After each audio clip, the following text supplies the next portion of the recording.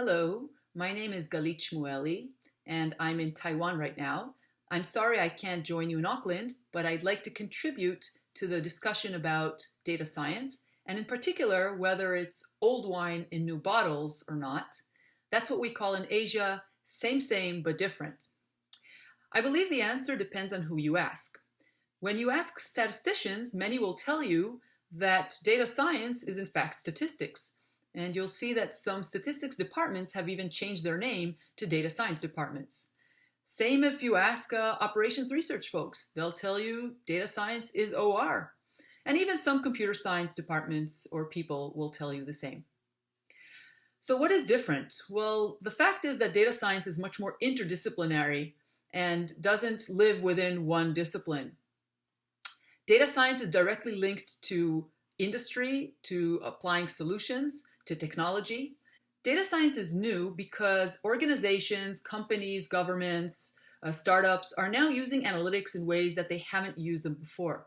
Now, some companies have traditionally used data and big data for a long time. For example, weather forecasting has been using heavy analytics and data and big computing resources for many years. What's new is that many new types of industries are now beginning to be using data. And they're using data in ways that they haven't used them before. For example, in insurance, now companies are beginning to look at personalized premiums that are not only based on demographics, but are based on your actual driving, which they can track by looking at telemetrics of your car. So what is new? These companies are using analytics in a completely new way, which means they're hiring people with data skills, which they have not hired before. And these people are coming up with new data-driven ideas and solutions that, again, did not exist before. There are even new startups that are built around specific problems that they're trying to solve with a data or analytics solution. What else is new? Well, IS faculty haven't typically taught analytics courses. Some taught database management courses, a few taught statistics courses, but data analytics is a lot broader than that. Yet now, in the last few years, IS faculty have gotten on the boat and have been teaching all kinds of predictive analytics and data mining course and visualization course that are much more data science. So to give you another idea of how data science is different from just one of these classical analytic fields, I've recently heard of a company using linear regression applied to millions of records and getting results only in several hours. It never occurred to them that they could actually just run linear regression on samples and get the same results. So it's more about understanding where data, what data, the whole scope of the problem, and not so much the mathematical assumptions or the correctness of the model that they're trying to apply. What else is new? Lots of methodologies that existed before are now being used for different solutions. For example, algorithms used for image processing might be used now for generating recommendations. That's all new. And finally, when we think about IS research, this new era of data science is providing us two very important new things. One is it's giving us new ideas for research. The other is that it's giving us new approaches for conducting research in IS rather than limiting us to the old methodologies. I'd like to also comment on another question that is maybe beyond the scope of my part in the panel, but I must say a word even so. After teaching in Maryland for about 10 years, I taught at Indian School of Business for a few years, and now I'm teaching in Taiwan. And I can tell you that there are a few very interesting differences between the levels of data science development in these three different areas. At Maryland, we already started teaching data analytics flavored courses as early as 2004, although that was one of the earlier places where data mining courses were taught in a business school. But when I started teaching data mining courses in India in around 2011, it felt as though the industry and the receptiveness was almost like in the US 10 years back. And I attribute that to the fact that in India at the time, the industry was in much earlier stages of using data science and using data. But things have been moving really fast in India since. And now there are several companies that have data science groups, or they might call them something else. There's a growing number of marketing research groups and consulting firms who do analytics. And there's a growing number of BI startups that mainly focus on visualization, but also step into analytics that are mushrooming in India. Many of them are complaining that they can't serve the local market because they don't want to pay, so they end up serving the global market. In India, there's this huge sector of back office operations where there are lots of Excel slaves that might benefit a lot from analytics education. The companies themselves can, of course, benefit from that.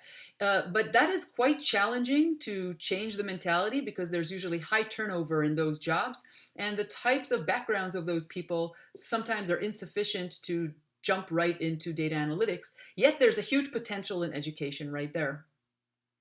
The big data conferences that have been around in North America and slowly moved to Europe have only reached India about 2 years ago. And if you go now to big data or analytics courses in India, you'll see people talking mostly about analytics, but they don't really tell you what they're doing. That might be because there's not much doing, but in some cases it's just because of competitive advantage. So there's a lot less sharing in India between industries. Another big difference is that in India and in Taiwan, undergraduate programs such as in statistics and computer science are highly theoretical. Students don't really touch data or create something practical at the end of the day. So when these folks come for a master's degree or for a PhD or even a certificate course in analytics, it's the first time they're actually getting their hands into real data. In India, there's a really high level of entrepreneurship. As I said, there are lots of startups beginning to try and cater to consultant BI. There are also a growing number of training institutes who are trying to teach analytics, either online or offline. And also there's a growing interest from CIOs in India in analytics and how they can use that within their different groups or jobs. The large industry association in India called NASSCOM, they represent the IT and BPM sector in India, has organized a big data and analytics summit in 2014, which was packed and had lots of interest. And following this huge interest, they're actually working now on creating definitions of career paths in analytics because they believe that's a very important step in progressing these professions. And finally, there's an enormous demand for analytics education in India. It cannot be satiated. Currently, the main IIMs, the Institutes of Managements, some of them are offering short courses in analytics at different levels. And as I said, there are several private training institutes who are offering analytics courses. They're all relatively short, and again, they cannot cater to the entire big demand. And the main problem is that there aren't enough faculty who can teach such courses. Also, because industry is not populated with lots of data scientists, there are not so many people from industry who can come and help teach such courses as well. I will just conclude and say that in Taiwan, the situation seems to be a little even more dire than in India at the moment, in the sense that there are much fewer companies that are using data science or hired data scientists. There are a few, and they, of course, have an advantage. And if you look for data science programs in the sense that we're talking about the managerial part, not just the computer science part, those are extremely rare or maybe even non-existent. There are a few BI courses offered in some business schools, and most of the data mining courses are offered in computer science departments. We just opened in our IS group a new concentration in business analytics, and as far as I know, it's probably one of the only ones in the country. So there's definitely scope for moving ahead with data science. We need faculty who can teach this interdisciplinary field with, of course, the help of industry and collaboration with industry. Once we get into this cycle, everything becomes a lot more natural and the demand and supply are met much more easily. So does IS fit in here?